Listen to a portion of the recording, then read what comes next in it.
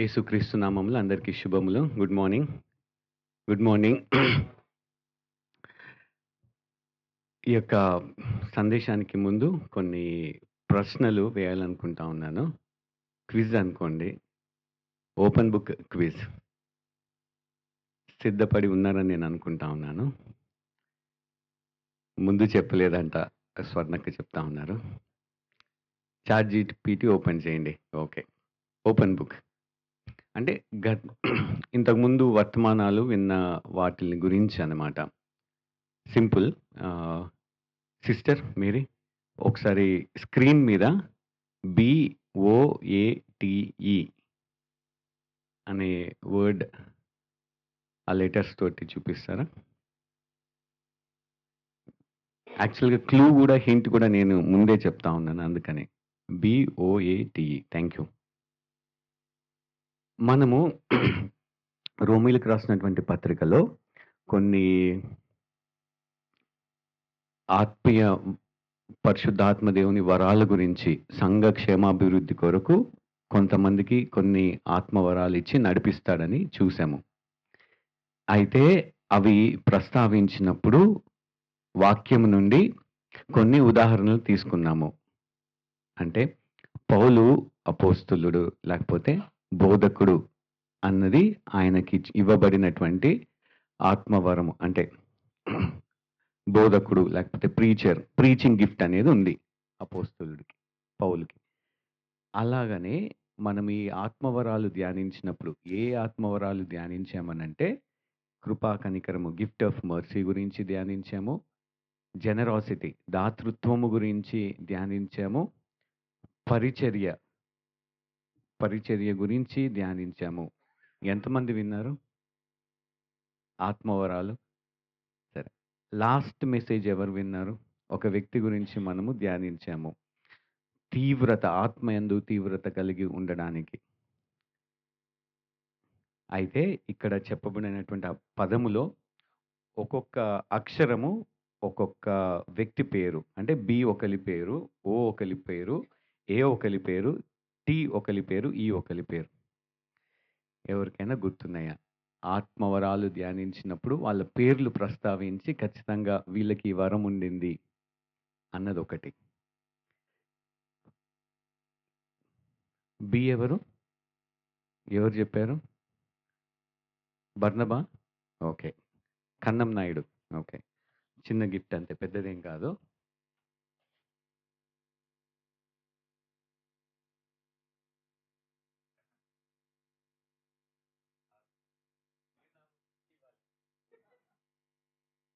Tea Tabitha. Very good.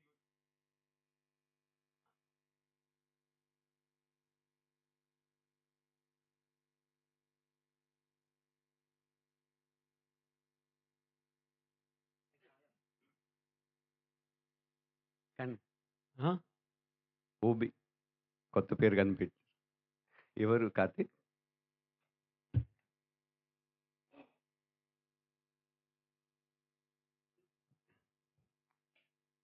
చివరిసారిగా తీవ్రత కలిగి ఉన్నటువంటి వ్యక్తి, ఆత్మయందు తీవ్రత కలిగి బాగా బోధించాడు. టిపోలా అబ్బా! Uncle Apollo.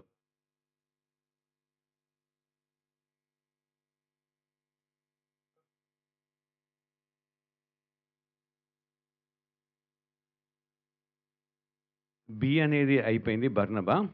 ఏ అపోలో అయిపోయింది. టి తబిత అయిపోయింది. ఓకి, ఈకి నేను ఒక క్లూ ఇస్తాను, మీరు చూడండి. ఈ అనేటువంటి వ్యక్తి, ఆ అక్షరం ఉన్నటువంటి వ్యక్తి ఫిలిప్పీలకు రాసినటువంటి పత్రిక 2వ అధ్యాయంలో చెప్పబడింది. క్విక్‌గా చూసి చెప్పొచ్చు. ఆ! కాదు.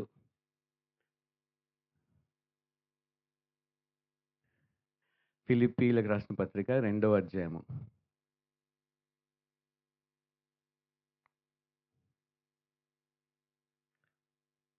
అక్కడ ఓ అని చెప్పబడినటువంటి వ్యక్తి పేరు కరెక్ట్.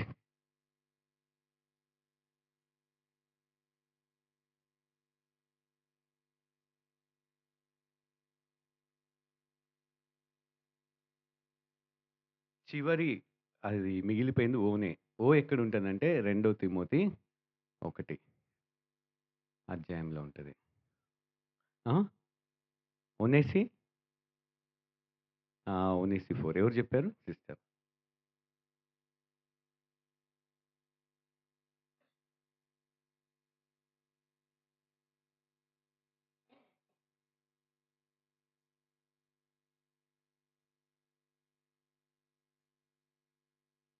చాలా సార్లు సర్వసాధారణంగా క్రైస్తవులుగా మనము వాక్యం చదువుతా ఉంటాము. కానీ గుర్తుపెట్టుకునేది దావీదు, పౌలు, పేతురు, యోహాను. ఇంతకు మించి వేరే వాళ్ళున్నారా? వాళ్ళెలా జీవించారు? అనేది అంతగా జ్ఞాపకం చేసుకోము. ఎందుకంటే పుల్పిట్ నుంచి బోధించేటప్పుడు వీళ్ళని మాత్రమే పరిశుద్ధులుగా, వీళ్ళే గొప్పవాళ్ళుగా చెప్తా ఉంటారు. కానీ ఒనేసిఫరస్ అని ఉన్నాడు కదా! ఎంత గొప్ప వ్యక్తంటే పరిస్థితులు బాగలేకపోయినా పౌలుకెళ్ళి సహాయం చేయాలని చెప్పి ఎక్కడున్నాడో వెతికి ఎందుకు? పరిచర్య చేయడానికి. ఆయనకివ్వబడినటువంటి ఆత్మవరము పరిచర్య. పరిచర్య అంటే చిన్న చిన్న పనులు చేయడం. అంటే మనము మొహమాట పడతాం గదా! చేయడానికి అటువంటివి. పౌలు బట్టలు ఉతకడము ఇవన్నీ ఆయన చేశాడని చరిత్ర చెప్తుంది. అటువంటివి గూడా గుర్తుపెట్టుకోవాలి మనం. వాళ్ళ పేర్లు కూడా. బి ఎవరు? దేనికి? ఏ ఆత్మవరం గురించి ధ్యానించాము?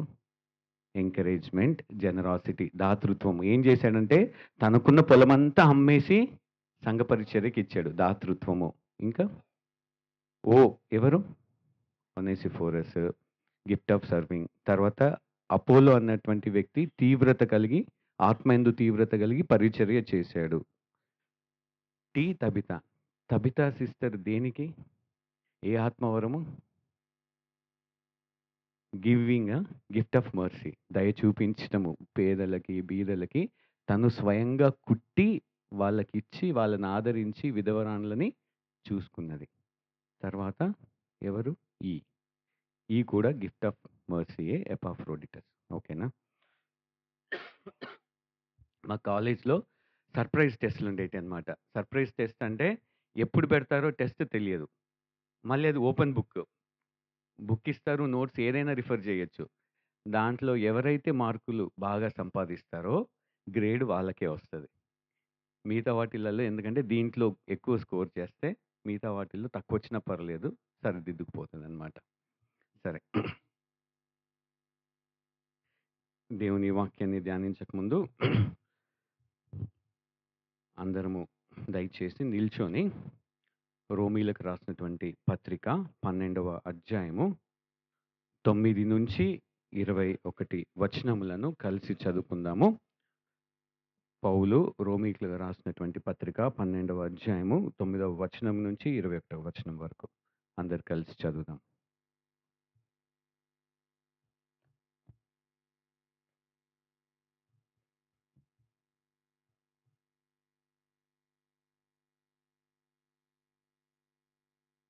ప్రారంభిద్దాం. మీ ప్రేమ నిష్కపటమైనదై ఉండవలెను.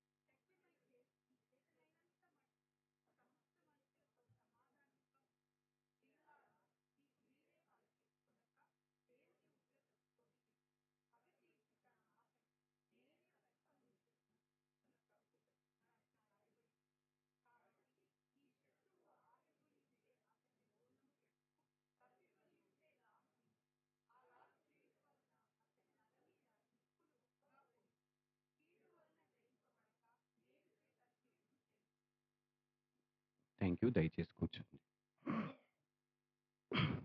మనము ఏ వాక్య భాగాన్ని లేకపోతే ఏ అంశాన్ని ధ్యానిస్తున్నాము అనంటే 9వ వచనంలో చెప్పబడినటువంటి మాట నిష్కపటమైనటువంటి ప్రేమ. అది శీర్షిక. 9వ వచనం నుంచి 21వ వచనము దాకా అక్కడ భక్తుడు నిష్కపటమైనటువంటి ప్రేమని వివరిస్తా ఉన్నాడు. ఈ నిష్కపటమైనటువంటి ప్రేమ ఎవరి పట్ల చూపిస్తాము అనంటే, దేవాది దేవుని పట్ల మనము చూపించేటువంటి ప్రేమ, సంఘంలో మన సహోదరుల మీద చూపించేటువంటి ప్రేమ, సమాజంలో ఉన్నటువంటి వారిపై చూపించేటువంటి ప్రేమ, అలాగే కాకుండా శత్రువుల సైతము మనము చూపించేటువంటి ప్రేమ ఏ విధముగా ఉండాలి అని చెప్తూ వచ్చాడనమాట. అది మనము హెడ్డింగ్‌గానే అనుకోవాలి. నిష్కపటమైనటువంటి ప్రేమ. దానికి కింద సబ్ హెడ్డింగ్ ఏంటి అనంటే, నిష్కపటమైనటువంటి ప్రేమకి రుజువులు అన్న సబ్ శీర్షికని స్టార్ట్ చేశాము. స్టార్ట్ చేసినప్పుడు మొదటి రుజువు ఏంటిది? 10వ వచనంలో ఉంటదనమాట. సహోదర ప్రేమ విషయంలో ఒకనియందు ఒకడు అనురాగము గలవారై. మన ప్రేమ నిష్కపటమైనదంటే అది అనురాగముతో ఉంటది ప్రేమ. తర్వాత రెండవ రుజువు లేకపోతే ఈ నిష్కపటమైనటువంటి ప్రేమ ఎలా వ్యక్తపరుస్తామనంటే, పక్కన వాళ్ళని అభినందించడానికి ఆతృత పడతాము. ఒకనినొకడు గొప్పగా ఎంచుకొనుడి అన్నమాట. చివరిసారిగా మనము ధ్యానించుకున్నది 11వ వచనము. ఆసక్తి విషయములో మాంద్యులు కాక ఆత్మయందు తీవ్రత గలవారై ప్రభుని సేవించుడి. ప్రభువుని సేవించే విషయములో ఆత్మయందు తీవ్రత కలిగి ఉండడం అనేది ఒక రుజువు. అగ్నితో మండిపోవడము, నేను దేవుని కోసం ఈ పని చేయకపోతే నాకు నాశనమే అన్నటువంటి ఆలోచనతోటి దేవుడి పట్ల దేవుడు అప్పచెప్పినటువంటి పనిని చేయడం అనేది ఇంకొక రుజువు. ఆ తీవ్రత ఉండాలి. ఆసక్తి విషయంలో అంటే జాగు చేయకుండా, డిలే చేయకుండా, చెప్పమన్నప్పుడు వెంటనే చేయటము, అది కూడా ఒక రుజువు. సో ఇలాగ మనము 4 రుజువులను చూసాము. ఈరోజు ఇంకొక 2 రుజువులను చూద్దాము. అంటే నాకు నిష్కపటమైన ప్రేమ ఉంది, నేను చూపించేటువంటి ప్రేమ నిష్కపటము అన్నదానికి రుజువులలో ఈరోజు ఇంకో 2 అంశాలు ఏంటి? 12వ వచనంలో ఉన్నటువంటి మాటల్ని చూసి ధ్యానించుకుందాము. ఈ 12వ వచనంలో ఏమని చెప్పబడి ఉంది? నిరీక్షణ గలవారై సంతోషించుచు, శ్రమయందు ఓర్పు గలవారై ప్రార్థనయందు పట్టుదల కలిగి యుండిడి. అసలు నిరీక్షణ అంటే ఏంటి? మీరు చెప్పండి. నిరీక్షణ గలవారై సంతోషించుడి, లేకపోతే సంతోషించుచు అని ఉన్నది. నిరీక్షణ అంటే ఏంటి? అక్క, ఓపికతోటి ఎదురు చూడడము. ఇంకా నేను కొన్ని ఉదాహరణలు చెప్తాను. ఏదో ఒక రోజు జరుగుతుంది. నమ్మిన దాన్ని పొందుకుంటాము అన్నది. కొన్ని ఉదాహరణలు చెప్తాను. ఇండియా ఉమెన్ వరల్డ్ కప్ గెలిచింది కదా కొన్ని నెలల క్రిందట. వరల్డ్ కప్ ఫైనల్లో మ్యాన్ ఆఫ్ ద మ్యాచ్ ఎవరికొచ్చింది? దీప్తి శర్మ. ఓకే, నేనే చెప్తాను. షెఫాలి వర్మకి వచ్చిందనమాట. ఆమె అసలు వరల్డ్ కప్‌కి సెలెక్టే అవ్వలేదు. సెమీఫైనల్ దాకా ఆడలేదు. 11 మంది జట్టు, లేకపోతే అడిషనల్‌గా 12, 13 మంది ఎంతమంది అయితే ఉంటారో ఆ జట్టు సభ్యురాలు కాదు. వరల్డ్ కప్ లీగ్ మ్యాచెస్ జరిగేటప్పుడు, ప్రారంభ మ్యాచ్‌లు జరిగేటప్పుడు ఇంట్లో ఉండి మ్యాచెస్ చూస్తా ఉందన్నమాట. సడెన్‌గా ఏమైంది? ఈ వరల్డ్ కప్ ఆడేటువంటి జట్టులో ఒక ఆమెకి ప్రతిక, ఆ పేరు గుర్తుంది. ఆమెకి గాయం కారణంగా ఆమె స్థానంలో ఇంకొకరిని భర్తీ చేయాలి. అప్పుడు షిఫాలి వర్మకి ఇచ్చారన్నమాట. ఆమె ఆ అవకాశాన్ని సద్వినియోగపరుచుకుంది. ఈ ఫైనల్ మ్యాచ్ ఆడేదాకా ఆమె ఏం చేసిందంటే, నేను సెలెక్ట్ అవ్వలేదు అని నిరుత్సాహపడలేదు, బాధపడలేదు. ప్రతిరోజు ప్రాక్టీస్ చేస్తూనే ఉందంట. అంటే ఈ వరల్డ్ కప్ కాకపోతే వచ్చే వరల్డ్ కప్‌లో అయినా సరే నన్ను సెలెక్ట్ చేసుకుంటారు. నేను దిగులు చెందకూడదు. ధైర్యంగా ఉండాలి అని ప్రాక్టీస్ చేసుకుంటూ ఉంది. అవకాశం వచ్చింది. నిరీక్షించింది. ఆడేసి గెలిచింది. Man of the match award. ఆమె వల్లనే వరల్డ్ కప్ ఫైనల్ గెలిచామనుకోండి. ఆమె దేనికోసమైతే కనిపెట్టుకొనుందో, ఆశపడి ఉండిందో అది నిరీక్షణనా? అవునా? కాదా? ఓకే. సరే. నిరీక్షణ. బీహార్ ఎన్నికల్లో తుత్తుగా ఓడిపోయారు. ఎవరు? కాంగ్రెసు అదే. ఓడిపోయిన తర్వాత వాళ్ళకి ఇంకా నిరీక్షణ ఏంటంటే, ఈ ఎన్నికలు అయిపోయినాయి. మళ్ళా ప్రిపరేషన్ స్టార్ట్ చేశారు. ఎప్పటికి? వచ్చే ఎన్నికల్లో ప్రజల నాడి మాకు తెలుసు. ఓటు శాతము మాకే ఎక్కువొచ్చింది. కాపోతే సీట్లు వాళ్ళకి ఎక్కువయ్యాయని నిరుత్సాహపడకుండా మళ్ళీ మన పని మనం చేద్దామని ముందుకెళ్తా ఉన్నారు. డీఎస్సీ పరీక్షలు రాసేవాళ్ళున్నారు గదా! వాళ్ళేంటి, ఈ గవర్నమెంట్ కాకపోతే నెక్స్ట్ గవర్నమెంట్ ఒస్తది. మాకు అవకాశం ఇస్తారు. మనం ఏం చేయాలి? పరీక్షల కోసము సిద్ధపాటు కలిగి ఉండాలి. ఇది గూడా నిరీక్షణేనా? నిరీక్షణేనా?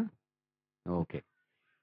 ఈ నిరీక్షణకి ఇప్పుడు చెప్పబడినటువంటి ఉదాహరణలు ఏవైతే ఉన్నాయో, ఈ నిరీక్షణలన్నిటికి క్రైస్తవుడు కలిగినటువంటి నిరీక్షణకి తేడా ఉందా? లేదా? చెప్పండి. జోసెఫ్ చెప్తా ఉన్నాడు. ఆ! ఆ!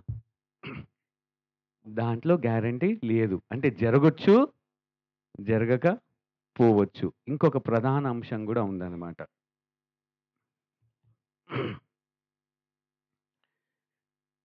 ఈ క్రైస్తవుడి విషయానికొస్తే నిరీక్షణ అన్నది చాలా ప్రాముఖ్యము.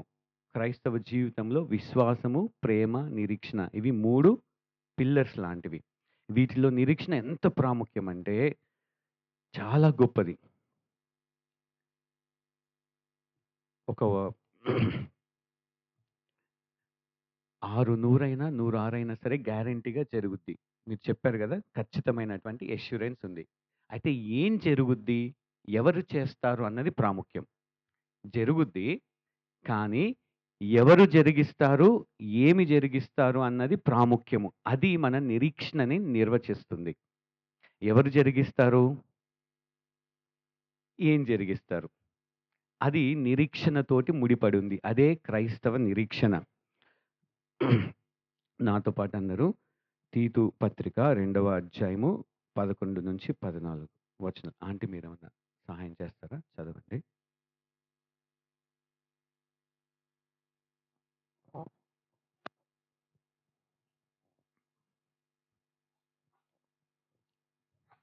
తీతు పత్రిక తీతు 2వ అధ్యాయము 11-14.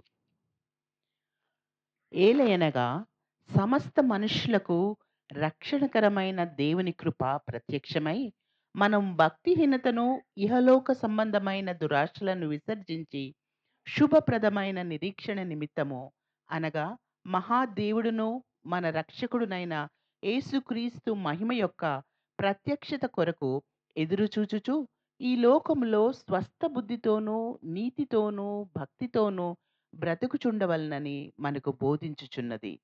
ఆయన సమస్తమైన దుర్నీతి నుండి మనలను విమోచించి సత్క్రియలందు ఆసక్తి గల ప్రజలను తన కోసరము పవిత్రపరచుకొని తన సొత్తుగా చేసుకొనుటకు తన్ను తానే మన కొరకు అర్పించుకొనెను.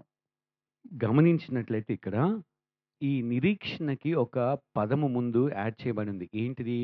శుభ నిరీక్షణ.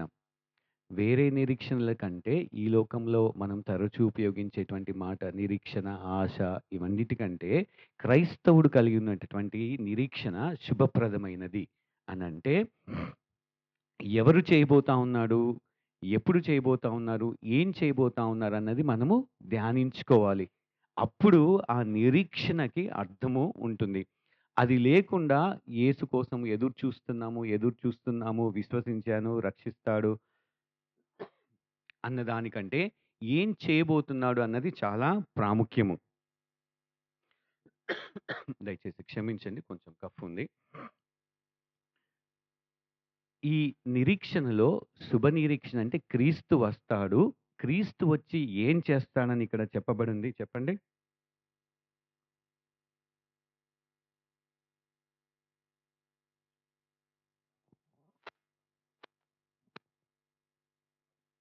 సమస్త సమస్త దుర్నీతి దుర్నీతి నుండి నుండి మనలను విమోచించి విమోచించి అని మాట చెప్పబడింది. రక్షణ విషయములో రక్షణ కార్యాన్ని మనం అర్థం చేసుకున్నప్పుడు బైబిల్‌లో ఎలా చెప్పబడిందంటే, రక్షణ అనేది ఒక కాలాంతో పరిమితి చేసి చెప్పబడేటువంటి మాటలేంటంటే, ఆల్రెడీ మనము రక్షించబడ్డాము అని కొన్ని చోట్ల చెప్పబడింది. కొన్ని చోట్ల ఎలా చెప్పబడిందంటే, రక్షించబడుతున్నాము అని చెప్పబడినుంది. కొన్ని చోట్ల రక్షించబడతాము అని చెప్పినట్లున్నది. ఎప్పుడైనా వాక్యం చదివినప్పుడు గమనించారా? సాల్వేషన్ అనేది we were saved, we are being saved, we will be saved అనేటువంటి ఈ అర్థము వచ్చేటట్లు భూతకాలములో రక్షించబడ్డాము. వర్తమాన కాలంలో రక్షించబడుతున్నాము. భవిష్యత్తు కాలములో రక్షించబడతాము అన్నటువంటి రీతిగా రక్షణ గురించి చెప్పబడింది.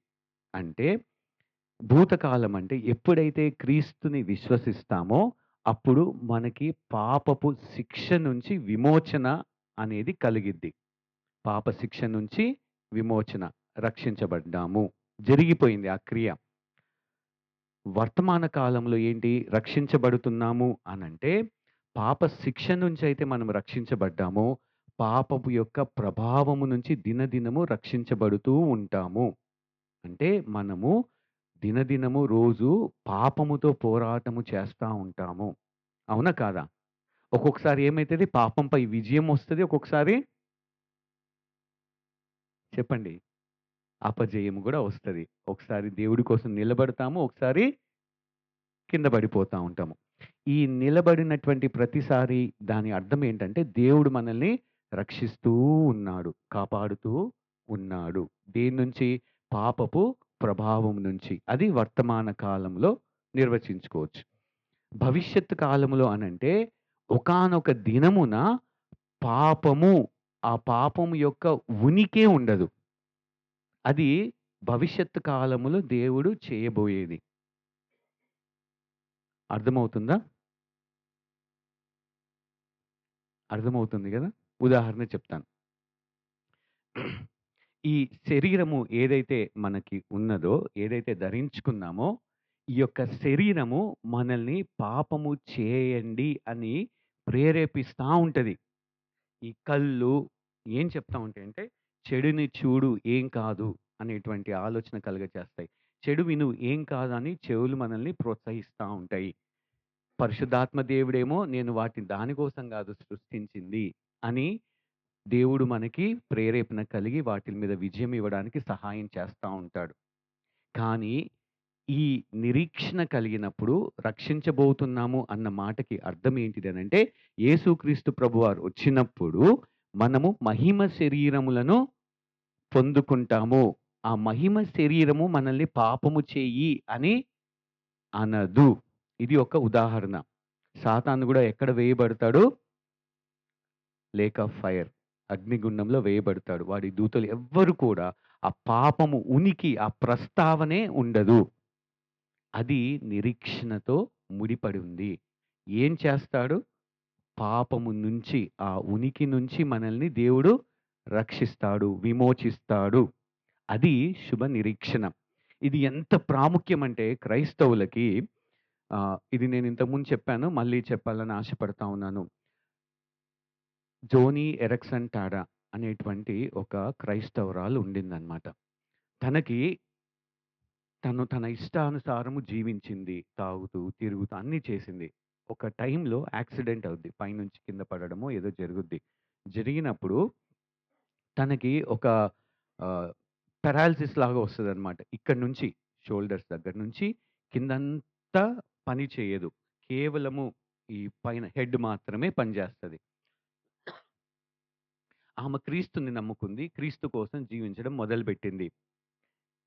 ఒక వ్యక్తి ఆమెని అడిగాడు. "మీరు క్రీస్తుని విశ్వసించారు గదా! మీకున్న నిరీక్షణ ఏంటి?" అనంటే, ఆయన ఆ నిరీక్షణ ఏంటి అని అడిగి వెంటనే చెప్పాడు. "ఓహ్! మీకు దేవుడు క్రీస్తొచ్చిన తర్వాత, లేకపోతే మీరిక్కడి నుంచి వెళ్ళిన తర్వాత మంచి మహిమ శరీరం పొందుకుంటారు గదా! ఇన్ని రోజులు మీరు అవిటివారిగా పక్షవాతముతోటి చేతులు పని చేయక, కాళ్ళు పని చేయకుండా ఉన్నారు గదా!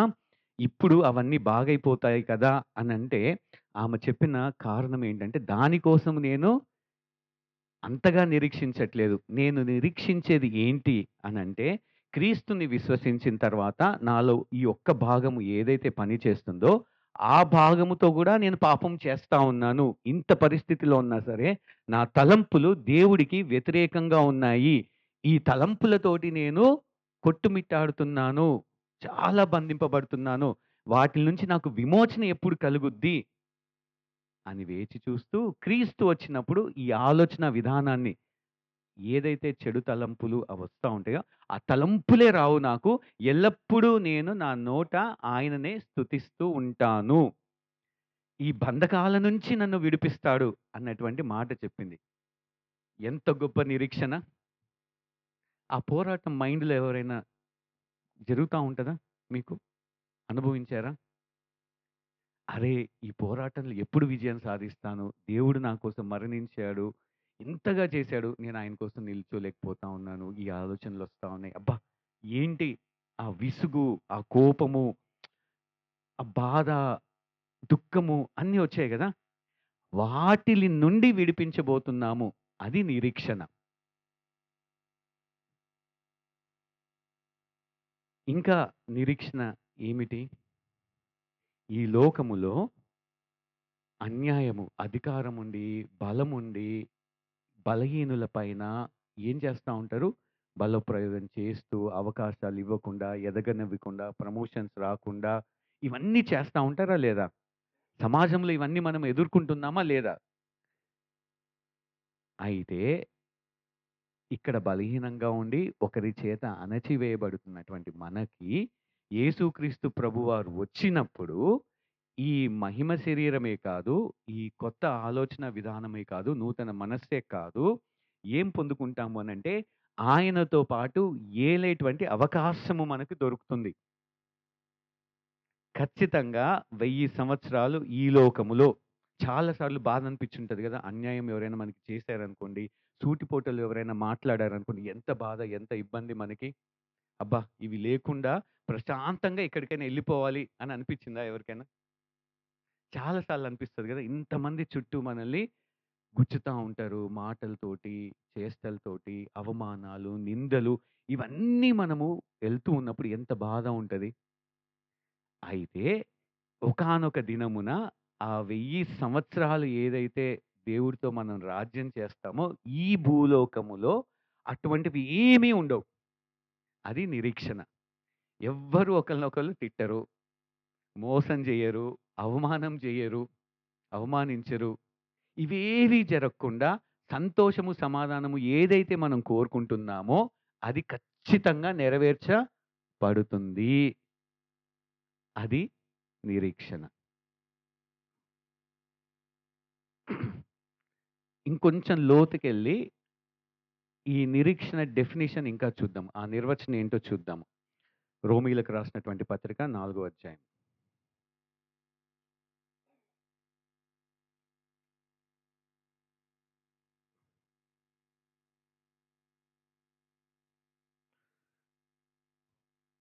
18వ వచనము. నేను చదువుతాను. రోమీయులకు రాసినటువంటి నీ పత్రిక. సంతానము ఇలాగుండునని చెప్పిన దానిని బట్టి తననేక జనములకు తండ్రియగునట్లు నిరీక్షణకు ఆధారము లేనప్పుడు అతడు నిరీక్షణ కలిగి నమ్మెను. ఇక్కడ చాలా కన్‌ఫ్యూజింగ్‌గా లేదా మాటలు? నిరీక్షణకు ఆధారము లేనప్పుడు అతడు నిరీక్షణ కలిగి నమ్మెను. అంటే నిరీక్షణకి ఆధారం ఉండుంటే నిరీక్షణ కలిగి ఉండేవాడు అన్న అర్థం గూడా వస్తుందా లేదా? నిరీక్షణకి ఆధారము లేనప్పుడు అని అంటే, తనకి వాగ్దానము చేసినప్పుడు అవ్వ, అబ్రహాము అవ్వ గాదు. సారా దయచేసి క్షమించండి. సారాకి, అబ్రహాముకి చాలా వయసయిపోయింది. అప్పటిదాకా ఎవ్వరు వినలేదు. ఎవ్వరు కనలేదు. ఎవ్వరికీ తెలియదు. ఏంటి? ఆ వయసులో కూడా పిల్లలు పుట్టగలుగుతారు. అది ఎప్పుడూ జరగలేదు. ఒకవేళ జరిగి ఉంటే, 100లో ఒకళ్ళకి జరిగుంటే కొంచెమైనా ఆశ ఉంటదా? లేదా? 100 మందిలో ఒకళ్ళకి జరిగిందంటే నాకు గూడా జరుగుద్ది, జరిగే ఛాన్సెస్ ఉన్నాయంటే ఆశ ఉంటది గదా! అటువంటి ఏదీ లేనప్పుడు, అంటే అంతకుముందు అలాంటిది జరగలేదు. అయినప్పటికీ ఆయన నిరీక్షణ అది జరుగుద్ది అని నమ్మి ఎదురు చూసాడు. కొన్నిసార్లు మనకి నిరీక్షణ కలిగి ఉంటాము. పక్కన వాళ్ళకి జరిగింది గదా! నాకు గూడా జరగొచ్చేమో. పక్కన వాళ్ళకి జరిగింది నాకు గూడా జరుగుద్ది అని దాని కోసం వేచి ఉంటే అది నిరీక్షణ కాదు. దయచేసి మీ మైండ్‌లో ఎప్పుడైనా అలా నిరీక్షణ అంటే అది అని అనుకుంటే క్రైస్తవ నిరీక్షణ అది కాదు. ఎందుకు ఈ మాట చెప్తా ఉన్నాను? అదే పత్రికలో 8వ అధ్యాయము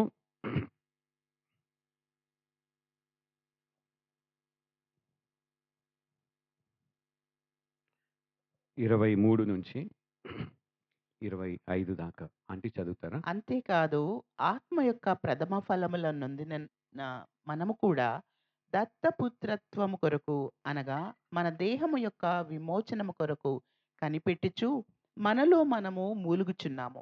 ఏలయనగా మనము నిరీక్షణ కలిగిన వారమై రక్షింపబడితిమి. నిరీక్షింపబడినది కనబడినప్పుడు నిరీక్షణతో పని ఉండదు. తాను చూచుచున్న దాని కొరకు ఎవడు నిరీక్షించును? మనము చూడని దాని కొరకు నిరీక్షించిన ఎడల ఓపికతో దాని కొరకు కనిపెట్టుదము. ఇక్కడ మాటలు స్పష్టంగా ఉన్నాయి గదా! ఏం చెప్తా ఉన్నాడు? నిరీక్షణ చూసిన వాటిల కోసం ఎదురు చూస్తుంటే అసలు అది నిరీక్షణ ఎట్లా అవుతది? అని చెప్తా ఉన్నాడు. అంటే క్రైస్తవ నిరీక్షణ చూడనిది. ఏం చూడలేదు మనము ఇంకా? ఇప్పటిదాకా ఎవ్వరి జీవితంలో జరగనిది ఏంటిది? మహిమ శరీరము పొందుకోవడము, 1000 సంవత్సరాలు పాలించటము, దేవుడొచ్చి నూతన మనస్సుని ఇవ్వడము, ఇవేవీ జరగలేదు. వాటిలి కోసము మనం ఇంకా ఎదురు చూస్తూ ఉన్నాము. అది క్రైస్తవుడు కలిగినటువంటి శుభ నిరీక్షణ. ఈ క్రైస్తవుడు ఇటువంటి శుభ నిరీక్షణ కలిగి ఉన్నాడు కాబట్టి సంతోషించాలి. ఈ లోకంలో జరిగేవన్నీ కూడా తాత్కాలికము. ఒకానొక దినమున ఖచ్చితముగా ఇవి జరుగుతుంది అన్నప్పుడు మనకి సంతోషము, ఆనందం ఉంటది. అది అక్కడ చెప్తా ఉన్నాడు. నిరీక్షణ గలవారై సంతోషించుడి అని. అందరూ చాలా సీరియస్‌గా ఉంటా ఉన్నారు. ఎప్పుడైనా మీరు ఒక మూవీ రిలీజ్ అయ్యే ముందు టీజర్, ట్రైలర్ చూసారా ఏదైనా మూవీది? ఏదైనా మూవీది? చెప్పండి ఏదైనా మూవీ చెప్పండి. అన్న సీరియస్‌గా చూస్తా ఉన్నాడు. పుల్పిట్ మీద నుంచి మూవీస్ అనే మాటలేంటి అని.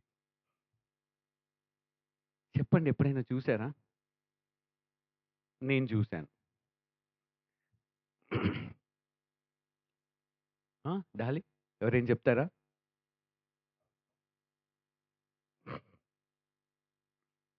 ఈ 'అవతార్' అనేది సీరీస్ తెలుసు గదా! 'అవతార్' మూవీ తెలియదా? చూడండి. 'అవతార్' మూవీ చాలా బావుంటది. ఆ 'అవతార్' మూవీ చూసేటప్పుడు గూడా నేను మన క్రైస్తవ విలువలు కొన్ని కొన్ని కనిపిస్తా ఉంటాయన్నమాట. ఒకసారి ఒక పాస్టర్ గారు చెప్పారు గదా! కొన్ని చూడొచ్చు. తప్పేం లేదు. ఆ ట్రైలర్ చూసినప్పుడు ఎంత అద్భుతంగా ఉంటదంటే, అబ్బా! అసలిదింకా మూవీ ఎప్పుడు రిలీజ్ అయితది? ఎప్పుడు చూడాలి? థియేటర్‌కెళ్ళి చూడాలి. ఆ విజువల్ అనేది చాలా మంచిగా ఆ అపియరెన్స్ చాలా బావుంటది. వేచి ఉంటా ఉంటాము. మూవీ అంతా రిలీజ్ అవ్వక్కర్లేదు. ట్రైలర్, టీజర్ రిలీజ్ అయితే అది చూసి సంతోషిస్తాము. అది ఇంకెప్పుడు రిలీజ్ అవుతుందా అని జెప్పేసి ఎదురు చూస్తూ సంతోషంగా ఆ దినం కోసం వేచి ఉంటాం అన్నమాట. క్రైస్తవులు అంతకంటే ఎక్కువ సంతోషము, ఎదురుచూపు కలిగి ఉండాలి. అది నిరీక్షణ. ఎందుకు? ఇక్కడ కొన్ని కొన్ని అనుభవించుంటాం గదా! వీటిలి నిజ స్వరూపము ముందు జరగబోతా ఉంది. అది విజువలైజ్ చేసుకోవాలి మనము. ఎప్పుడైనా మీరు విజువలైజ్ జేసుకున్నారా? నేను దేవుడి పక్కనున్నాను. ఈ గుల్మార్ పార్క్ ఉంది గదా! దీనికి దేవుడు నన్ను నాయకుడిగా నియమించాడు. 1000 సంవత్సరాల పాలనలో. నేను లెక్క అప్పజెప్పాలి. ఎలా పరిపాలించాలి? ఆలోచించారా ఎప్పుడైనా? ఆలోచించండి. అది నిరీక్షణ. అటువంటి ఆలోచనలు కలిగి ఉన్నప్పుడు సంతోషమొస్తది. అది ఖచ్చితంగా జరిగేది. అది డే డ్రీమ్స్ కాదు. పగటి కలలు కాదు. నిజంగా జరిగేది. వాటిలి కోసము కనిపెట్టుకొనున్నారు. ఎవరు? పూర్వీకులంతా. క్రైస్తవుడికి ప్రాముఖ్యంగా విశ్వాసం, విశ్వాసం అని అనుకుంటారు కానీ, నిరీక్షణ కూడా చాలా ఇంపార్టెంట్. విశ్వాసానికి, నిరీక్షణకి తేడా ఏంటి? విశ్వాసము నమ్మడము. దేన్ని? చూడని దానిని. అవునా కాదా? అవునా కాదా? చూడని దానిని నమ్మడము విశ్వాసమైతే, ఆ చూడని దాని కోసము ఎదురు చూస్తూ ఆనందించడము నిరీక్షణ. ఈ రెండిటికి సంబంధం బాగా అర్థం కావాలి మనకి. ఇవన్నీ ఉన్నప్పుడు ఆ సంతోషం ఆటోమేటిక్‌గా వస్తా ఉంటది. అది ఖచ్చితంగా జరగాల్సిన, నెరవేర్చాల్సిన అవసరము లేదు. నమ్మితేనే, చూస్తేనే ఆనందిస్తానంటే అది నిరీక్షణ కాదు. మనం చాలా సార్లు అనేక విషయములలో చూడకపోయినా సరే నమ్మి ఆనందిస్తాము. నిరీక్షణ కలిగి ఉంటాం. ఒక ఉదాహరణ. కరోనా వచ్చినప్పుడు చాలామంది దేని గురించి నిరీక్షించారంటే, వ్యాక్సిన్ ఎప్పుడొస్తది? ఎప్పుడొస్తది? ఎప్పుడొస్తది? అని న్యూస్‌లో ప్రతిసారి అదే. ప్రేయర్‌లో గూడా మనం ప్రేయర్ చేసేది దేవా సైంటిస్ట్‌లకు ఆ జ్ఞానం దయచేయండి, రక్షించండి. వాళ్ళు త్వరగా కనిపెట్టాలి ఆ వ్యాక్సిన్ అని. వ్యాక్సిన్ భారతదేశానికి ఇంకా రాలేదు. ఎక్కడో రష్యాలో వ్యాక్సిన్ కనిపెట్టారు అనగానే ఇండియాలో వాళ్ళందరికీ సంతోషం. అబ్బా! ఇంకా కరోనా గురించి భయపడాల్సిన అవసరం లేదు. ఇంకా నువ్వు వ్యాక్సిన్ ఏసుకోలేదు. అనుభవించలేదు. అయినా సరే ఇవి దినదినము మనం చాలా ఎదుర్కొంటా ఉంటాము. ఇప్పుడు ఇక్కడి నుంచి శ్రీదేవి థియేటర్ మా ఇంటికెళ్ళాలంటే ఆ రోడ్ అంతా బాలేదు. ఎళ్ళాలంటే చాలా నరకం. అక్కడ రోడ్డు పని జస్ట్ స్టార్ట్ చేశారు. పేపర్‌లో ఒకసారి ఏమని పనులు స్టార్ట్ అవుతున్నాయని. ఇప్పుడు రాళ్ళేస్తున్నారు కంకర. సంతోషం. పని అయిపోలేదు. కానీ ఎంతో సంతోషము.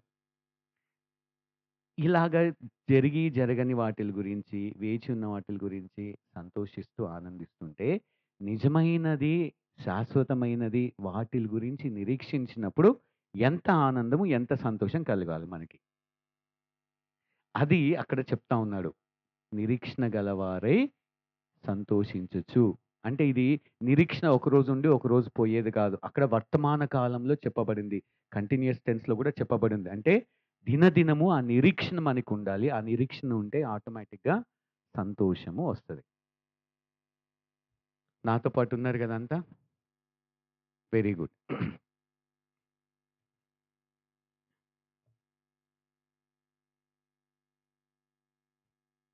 నెక్స్ట్ వచనానికెళ్దాం. ఇక్కడి దాకా బానే ఉంది. నెక్స్ట్ వచనం ఏంటి? ఆ వచనంలోనే నెక్స్ట్ భాగం ఏంటి? ఒక్క నిమిషము.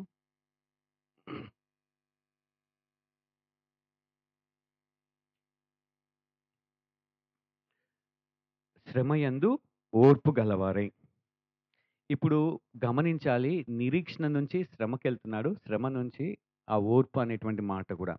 అసలు శ్రమ అన్నచంటి ఇక్కడ మాట ఏదైతే చెప్పబడ్డాడో, దాని అర్థము చిన్న చిన్న శ్రమలు, అననుకూల పరిస్థితులు కాదు. అంటే బొటన వేలుకి గాయం అవ్వడమో, చిన్న నొప్పో అలాంటివి కాదు. ఇక్కడ ఈ శ్రమ అన్నటువంటి మాట దేనికి ఉపయోగించాడంటే ఆ రోజుల్లో ఒలీవ నూనె తీయాలి అనంటే, ఒలీవ ఆ గింజలుంటాయి గదా! వాటిల్ని బలంగా ఒత్తిడికి గురి చేస్తేనే మీరెప్పుడైనా గానుగకెళ్ళి చూసారా? ఇప్పుడంటే మనకి మెషిన్స్ ఉన్నాయి. ఇంతకుముందు గానుగలుండేవి. ఆ గానుగలో ఏం జేస్తారు? ఎలా వస్తది ఆయిల్ ఒకసారి చూడండి. యూట్యూబ్‌లో ఆయిల్ ఎలాగా తీస్తారనేది చూడండి. పూర్వకాలంలో. లేకపోతే విసరలు తెలుసా? ఈ గోధుమ గింజలు వాటిలన్నిటిని విసృరాయితో చేస్తా ఉంటే ఏమైతది? పిండొస్తది. ఎలా వస్తది? ఆ 2 రాళ్ళ మీద ఆ రాపిడికి, ఆ ఒత్తిడికి గురైనప్పుడు మాత్రమే గోధుమ పిండిగా అయితది. అటువంటి ఒత్తిడి గురించి ఉపయోగించబడినటువంటి మాట శ్రమ అంటే. అయన్నీ ఎప్పుడియో కొత్తగా కావాలి అనంటే, ఇప్పుడు చెరుకు గడ్డ స్టార్ట్ అవుతుంది గదా! ఇంకా 2, 3 రోజుల్లో చెరుకు గడ్డొస్తది. చెరుకు గడ్డ నుంచి చెరుకు రసం చేసేది మీరెప్పుడైనా చూడండి. ఈ హెచ్‌సీయూ రోడ్‌లో ఎళ్తా ఉంటే, ఈ మెషిన్స్ కాకుండా నాగలి లాంటితోటి చెక్క దాంతోటి తీస్తారు. అది ఎలాగొస్తదో గమనించండి. ఆ చెరుకు గడ్డ పిప్పి అయిపోతది. అయితేనే రసమొస్తది. ఆ పిప్పి అవ్వడానికి ఉపయోగించబడే ఆ ఒత్తిడి, ఆ ఫోర్స్ ఏదైతే ఉంటదో అది శ్రమ అంటే. అంటే అంత భయంకరమైనటువంటి బాధ, నొప్పి అది శారీరకం అవ్వచ్చు, మానసికం అవ్వచ్చు, ఆర్థికంగా ఏదైనా సరే. అటువంటి పరిస్థితుల గురించి చెప్పటానికి ఉపయోగిస్తా ఉన్నాడనమాట. అంటే అంత భయంకరమైనటువంటి శ్రమలొస్తాయి. ఎవరికొస్తాయి? అందరికీ వస్తాయి క్రైస్తవుడికి. ఎవ్వరు మినహాయింపు కాదు. ఎందుకొస్తాయి? వస్తాయి సరే. అందరూ ఓకే అన్నారు. ఎందుకొస్తాయి? ఆ! Character building. Very good. నేనొక మాట చెప్తాను. క్యారెక్టర్ బిల్డింగ్ కరెక్ట్ అన్నా? దానికి కూడా వద్దాము. ఒకసారి పెళ్ళైన కొత్తలో నేను, ప్రియ తనకి బ్యాంగిల్స్ కావాలంటే వెళ్ళాము. ఆ బ్యాంగిల్స్ షాప్‌లోకెళ్ళినప్పుడు ఆయనకి చెప్పింది ప్రియ. ఇవి ఒక 12 కావాలి అని. ఆహ్, అదేమంటారు ఆ రోల్ నుంచి తీస్తా ఉన్నాడు. తీసేటప్పుడు ఆ బ్యాంగిల్‌ని ఇట్లా అంటా ఉన్నాడు. ఇట్లా అని చేతికెళ్తా ఉంది. అరే! కౌంట్ చేయడానికి ఇట్లా అనాలా అని అనుకుంటా ఉన్నాను. తీసి పక్కన పెట్టొచ్చు గదా! ఇట్లా అంటేనే కౌంట్ చేసినట్లా అని. అప్పుడు ప్రియ చెప్పింది. అయి పగిలినయా? లేవా? లోపమున్నదా? లేదా? అని తెలియాలంటే ఆ ఒత్తిడి క్రియేట్ చేస్తేనే తెలుస్తది. ఏమని తెలుస్తది? అది బాగుందా? నిజమైందా? లేదా? అని. సరే ఇంకో ఉదాహరణ చెప్తాను. బాయ్స్ కూడా అర్థం చేసుకోవాలి గదా! బ్యాంగిల్స్ అంటే కొంచెం అర్థం కాకపోవచ్చు. హెల్మెట్ కొన్నారు గదా మీరు. హెల్మెట్‌కెళ్ళిన తర్వాత షాప్‌కెళ్ళిన తర్వాత కొనేటప్పుడు మీరడగండి. సార్ రూ. 500 హెల్మెట్ ఉంది. రూ. 1000 ఉంది. 2000 ఉంది. 3000 ఉంది. ఏది కావాలి అని అన్నామనుకో ఏం చెప్తాడు? ఏదైనా తీసుకోండి సార్. మీకు మంచి ప్రొటెక్షన్ కావాలి, బలమైనది కావాలంటే 3000 ఉంది. ఇది తీసుకోండి అంట. అవునా? అంతగా ఆపుద్దా? అంటే ఆయన ఏం చేస్తాడు? దాని హెల్మెట్ తీసుకొని చూడండి సార్ అని ఇష్టం వచ్చినట్లు కొట్టి చూపిస్తాడు. అంటే అది అంత గట్టిది, బలమైనది, నాణ్యమైనది. దీంట్లో లోపం ఏమి లేదు సార్ అని చెప్పడానికి గట్టిది చూపిస్తాడు. బలమైనది, డొల్లది గూడా చూపిస్తాడు. ఆయనకి తెలుసు ఏది డొల్ల, ఏది గట్టిది అని. నాకు తెలుసా? నాకు తెలియదు. అలాగే నేను క్రైస్తవుడిగా విశ్వసించినప్పుడు అసలు నా విశ్వాసము సరైనదా? కాదా? పైపైన విశ్వాసమా? నకిలీ విశ్వాసమా? నిజంగా నేను క్రీస్తుని నమ్మానా లేదా? ఏదో క్రైస్తవ కుటుంబంలో పుట్టాను గాబట్టి, అందరూ దేవుడిని ప్రేయర్ చెయ్యి, యేసుక్రీస్తుని అంగీకరించు, ప్రార్థన చెయ్యి, నీ హృదయంలోకొస్తాడని నేను చెప్పాను గాబట్టి క్రైస్తవుడినా? నిజమైన క్రైస్తవుడినా? కాదా? అని నాకే తెలియాలి ఫస్ట్. దేవుడికి తెలుసు. అది నాకు తెలియాలంటే ఈ శ్రమలు అనుభవించాలి. అప్పుడే నాకు తెలుస్తుంది. నేను నిజమైన క్రైస్తవుడినా? నా విశ్వాసము సరైన విశ్వాసమా? కాదా? అని. ఈ మాట బైబిల్‌లో చెప్పబడింది. ఎక్కడ చెప్పబడిందంటే, ఇది ఇంతకుముందు మనం ధ్యానించాము. తిరిగి ఒకసారి నేను గుర్తు చేస్తాను మీకు. రోమీయులకు రాసినటువంటి పత్రిక 5వ అధ్యాయము 3-4 అంటే చదువుతానండి. 5 అంతేకాదు శ్రమ ఓర్పును, ఓర్పు పరీక్షను, పరీక్ష నిరీక్షణను కలగజేయునని ఎరిగి శ్రమను అతిశయపడదము. ఎందుకనగా ఈ నిరీక్షణ మనలను సిగ్గుపరచదు. మనకు అనుగ్రహింపబడిన పరిశుద్ధాత్మ ద్వారా దేవుని ప్రేమ మన హృదయములలో కృమ్మరింపబడి ఉన్నది. Thanks aunty. ఇక్కడ 3, 4 వచనాలు కలిపి ఉన్నాయి గదా! అక్కడ ఏం చెప్తున్నాడంటే, అంతేకాదు శ్రమ ఓర్పుని, ఓర్పు పరీక్షని, పరీక్ష నిరీక్షణని కలుగచేయునని చెప్తా ఉన్నాడు. ఇక్కడ గమనించండి. ఓర్పుకి, నిరీక్షణకి ఒక సంబంధం ఉన్నది. ఓర్పుకి, పరీక్షకి కూడా ఒక సంబంధం ఉన్నది. ఎప్పుడైతే ఈ ఓర్పు, ఏ ఓర్పు శ్రమలలో ఓర్పుని ప్రదర్శించినప్పుడు ఏం పుడుతుంది? పరీక్ష పుడుతుంది. ఈ పరీక్ష పుట్టడము అనంటే, ఎప్పుడైతే మనం ఏదైనా టెస్ట్ చేస్తామో, టెస్ట్ చేసిన తర్వాత స్టాంపేస్తారు. ఇంతకుముందు చెప్పాను మీకు. ఒక డివైస్ బాగా పని చేస్తుందా లేదా? ఈ మొబైల్ డివైజెస్ కానీ ఏవైనా తీసుకోండి సీఈ మార్క్ అట్లా కొన్ని మార్క్స్ ఉంటాయి. ఆ స్టాంప్ వేయడానికి ముందేం చేస్తారంటే పరీక్షిస్తారు. పరీక్షించిన తర్వాత స్టాంపేస్తారు. ఆ స్టాంప్ దేన్ని సూచిస్తుంది? ఇది నిజమైనది. ఒరిజినల్, నాణ్యమైనది అని. అదే విధముగా ఓర్పు మనం ఎప్పుడైతే ప్రదర్శిస్తామో, ఎప్పుడు శ్రమలందు, అప్పుడు మనకి ముద్ర వేయబడుతుంది. మనకే తెలుస్తుంది ముద్ర వేయబడ్డామని. ఏమని? నా విశ్వాసము నిజమైన విశ్వాసము. అనేక సార్లు చాలామంది దేవుణ్ణి అనేక విషయాలను బట్టి విశ్వసిస్తా ఉంటారు. ఒక వ్యక్తికి ఉద్యోగం లేదనుకోండి, నాస్తికుడనుకోండి, క్రైస్తవుడు ఏం చెప్తాడంటే వెళ్ళేసి సువార్త ప్రకటన చేసేటప్పుడు, "నీవు విశ్వసించు, దేవుడు నీకు మార్గాన్ని చూపిస్తాడు. నీకు ఉద్యోగము వస్తది." సరే అని విశ్వసిస్తాడు. అనారోగ్య పరిస్థితిలో ఉన్న వాళ్ళ దగ్గరికెళ్ళి, క్యాన్సర్ వాళ్ళ దగ్గరికెళ్ళేసి ఏం చెప్తారంటే, "నీకు క్యాన్సర్ ఉందా? క్యాన్సర్‌ని బాగు చేసేటువంటి దేవుడున్నాడు. ఆయనని విశ్వసించు. నీ క్యాన్సర్ పోతది" అంటే ఆయన అన్ని దేవుళ్ళని విశ్వసించాను. ఈ దేవుడిని విశ్వసించడంలో తప్పేం లేదని జెప్పేసి విశ్వసిస్తాడు. చిన్నప్పటి నుంచి మన పెద్దలు పెంచేటప్పుడు ఏం జెప్తాడు? దేవుని యందు విశ్వసించు. నీ భవిష్యత్తు బావుంటది. మంచి గృహం ఉంటది. మంచి ఇల్లుంటది. గౌరవం ఉంటది. ఇవన్నీ ఉంటాయంటే వాటిల కోసము విశ్వసిస్తాం. అవి ఎప్పుడైతే పోతాయో మళ్ళీ తిరిగి ఏమనిపిస్తది? అరే!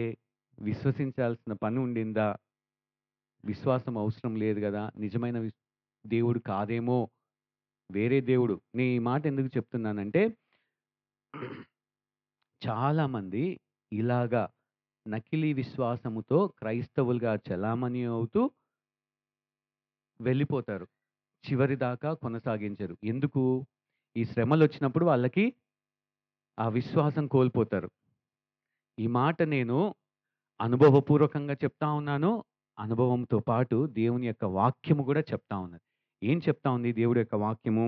మత్తయి సువార్త 13వ అధ్యాయము 21వ వచనం.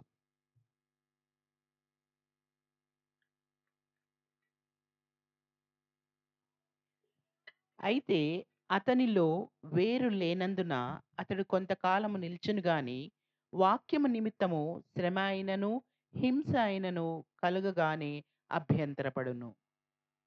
ఏమని చెప్తున్నాడిక్కడ? అభ్యంతరపడును అనంటే, విన్నాడు కానీ విశ్వాసంలోంచి తొలగిపోయాడు. అసలు ఆయన విశ్వాసము నిజమైన విశ్వాసము కాదు. ఇది మనకే ఖచ్చితంగా ఆ నిశ్చయతనిస్తది. నేను రక్షించబడ్డాను. ఇప్పుడు పరీక్ష దేన్ని పుట్టిస్తది? ఓ నిరీక్షణను పుట్టిస్తది. పరీక్ష నిరీక్షణను పుట్టిస్తది అనంటే, ఖచ్చితముగా నేను రక్షించబడ్డాను అని తెలిస్తే, ఆ నమ్మకము నాకుంటే ఏం జరుగుతుంది ఫ్యూచర్‌లో? నిరీక్షించిన వాటిని పొందుకుంటాను. ఆ కనెక్షన్ అర్థమైందా? నాకు పరీక్ష, నాకు ఖచ్చితమైనటువంటి నిశ్చయత, నేను విశ్వసించినది సరైన విశ్వాసమే. నేను రక్షించబడ్డాను అన్న విశ్వాసము, ఆ నమ్మకము, దృఢ నమ్మకము కలిగినప్పుడు ఆటోమేటిక్‌గా ఏంటి జరుగుతదంటే నిరీక్షణ పుడుతుంది. నిరీక్షణ పుట్టడం అంటే ఖచ్చితంగా దేవుడు వచ్చి నన్ను తీసుకుంటాడు. నేను పరలోకానికెళ్తాను. సందేహాలు ఏమి ఉండవు. చాలామంది క్రైస్తవులకేంటంటే ఒక డౌట్, ఒక సందేహం ఉంటది. విశ్వసించినా సరే నేను పరలోకానికెళ్తానా లేదా?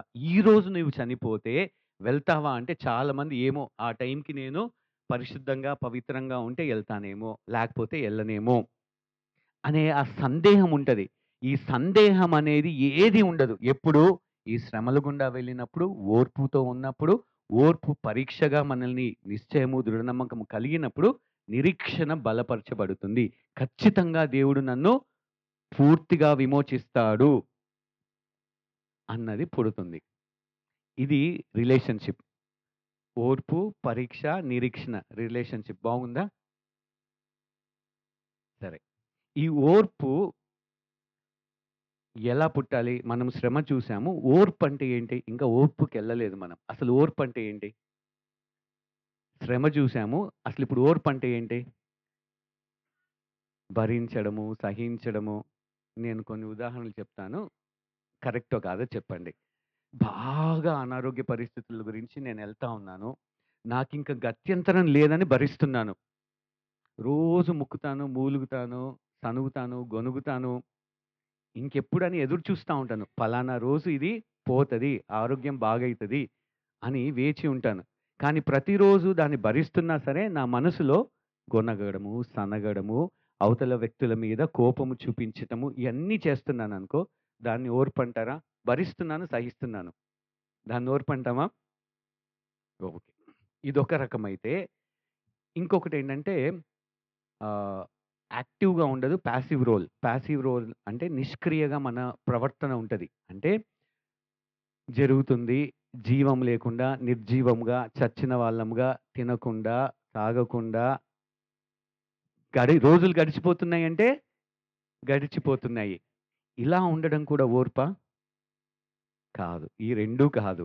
ఇంత జరుగుతున్నా నిబ్బరం కలిగి, ధైర్యము కలిగి, మనసు నిండా ఆనందము కలిగి ముందుకు వెళ్ళడము, మన ప్రవర్తనలో మార్పు లేకుండా ఉండడమే నిజమైన ఓర్పు. అంటే ఆ శ్రమని అసలు యాక్చువల్‌గా అనుభవిస్తున్నాము అని మనకు తెలియదు. శ్రమలైతే ఉంటాయి. గాల్లో తేలుతున్నట్లుంటది.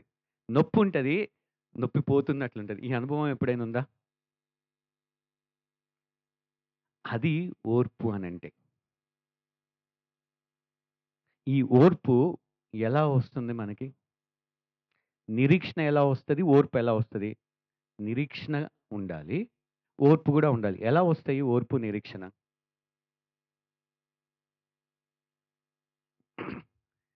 జిమ్‌కి ఎంతమందెళ్తారు? డాలీ? నో. సురేష్ ఎళ్తున్నారు. స్టార్టింగ్‌లో కండలు లేనప్పుడు జిమ్‌కెళ్ళినప్పుడు ఏం జరుగుద్ది అనంటే, మనకేమో కండలు పెంచుకోవాలనే ఆశ.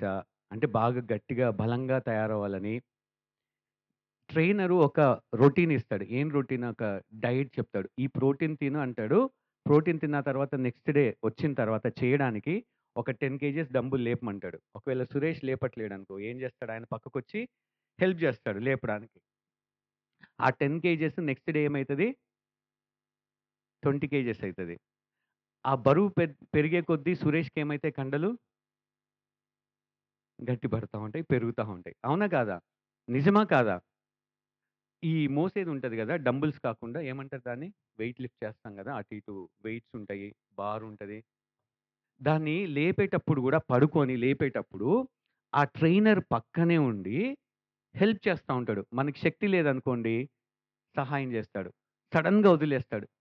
నేను పట్టుకున్నానా లేదా అని చూడ్డానికి. మళ్ళా ఏం జేస్తాడు? హెల్ప్. ఇంకొకసారి, ఒకసారి చేసేసిన తర్వాత సార్ నాకయిపోయింది. నొప్పులొస్తున్నాయంటే, "నీకు కండలు గావాలా? వద్దా? కండలు గావాలా? ఇంకొక రౌండ్ జెయ్యి." అంటే ఈ ఓర్పు, ఈ భరించడము ఎప్పుడొస్తది అనంటే, దేవుడు ఇటువంటి శ్రమలని మన జీవితంలో ఎలో చేస్తాడు. ఎలో చేయడమే కాకుండా అంటే ఆయనే పుట్టిస్తాడు శ్రమలు. మనతో ఉంటూ మనల్ని ప్రోత్సహిస్తా ఉంటాడు. ఎలాగా? వాక్యము ద్వారా మనతో మాట్లాడుతా ఉంటాడు దినదినము. నిరీక్షణ గూడా ఎవరు పుట్టిస్తారంటే, నిరీక్షణ కూడా దేవుడే పుట్టిస్తాడు మనకి. పరిశుద్ధాత్మ దేవుడు. ఒక మాట చెప్పి మనము ముగించుకుందాము.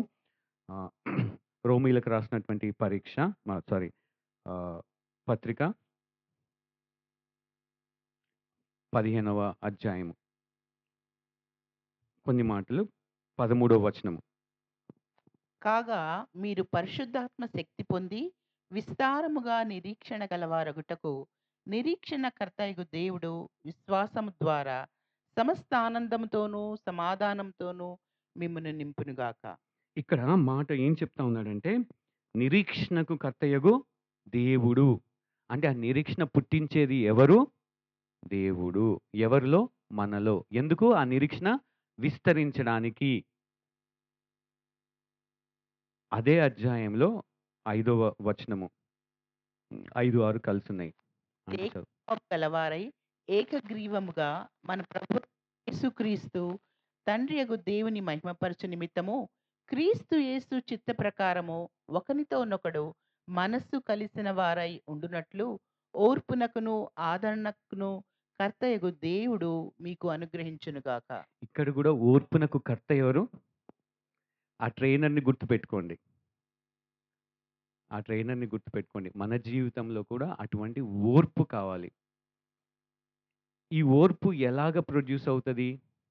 ఓర్పు ఎలాగ వస్తది అనంటే, ఇది కొంచెం తికమకగా ఉంటది. సర్కిల్‌గా ఉంటది. ఇది బాగా చివరి మాట అర్థం చేసుకోండి.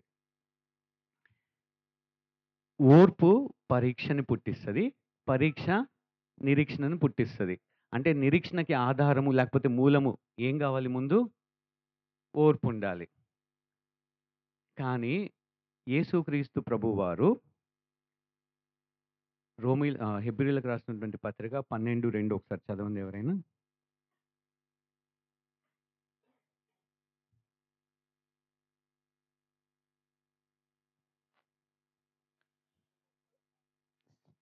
మేఘము వలె మనలను ఆవరించి ఉన్నందున మనము కూడా ప్రతి భారమును సులువుగా చిక్కులు పెట్టు పాపమును విడిచిపెట్టి విశ్వాసమునకు కర్తయు దానిని కొనసాగించువాడైన యేసు వైపు చూచుచు మన మన ఎదుట ఉంచబడిన పందెంలో ఓపికతో పరిగెత్తుతాము.